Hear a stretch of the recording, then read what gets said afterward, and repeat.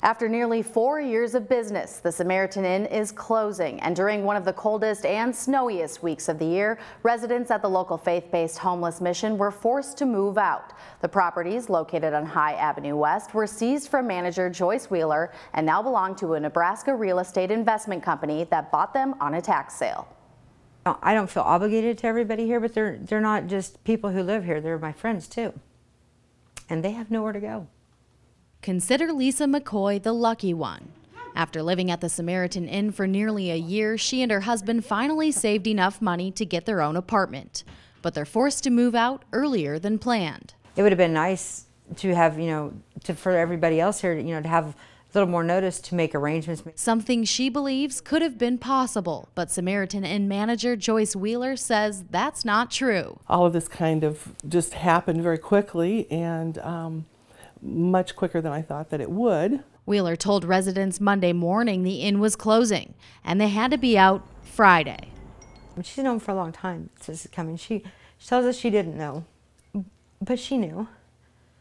You can't not have known this is coming when you didn't pay or anything. Records from the Mahaska County Treasurer's Office show Wheeler never paid property taxes at the inn while it was in her name from 2006 to 2010. Records from the Mahaska County Sheriff's Office show Wheeler was served last October, given 30 days to vacate the property. More records from the Sheriff's Office show Wheeler was served again January 24th. It's really tough on everybody because there's a lot of people that they don't have an income and this is the only place they had, and that's why they're here.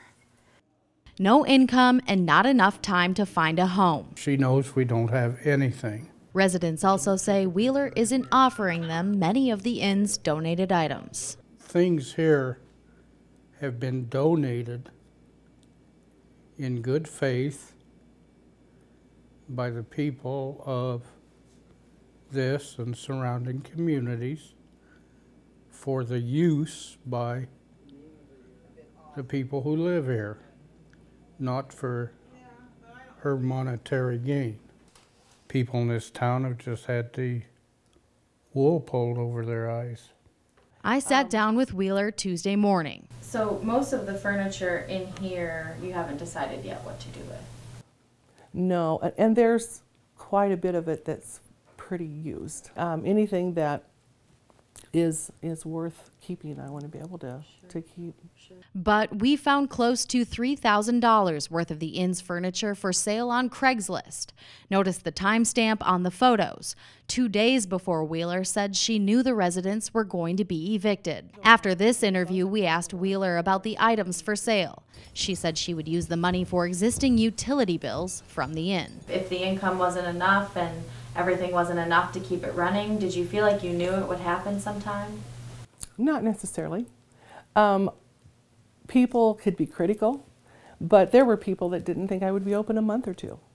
And 3 3/4 years is a long time. Criticism aside, in the end, Wheeler says she's had the privilege to provide a roof for 400 to 500 homeless. Residents just wish they had more time to find another home. They have nowhere to go. As of Friday morning, all of the residents were given an option for temporary housing through the Mahaska County Homelessness Coalition. If you would like to make a donation specifically to the former residents of the Samaritan Inn, you can call the Homelessness Coalition at 641-638-1149. CRI contacted the current owners of the former Samaritan Inn, Adair Holdings LLC, to see what the future of the properties is. Our calls were not returned.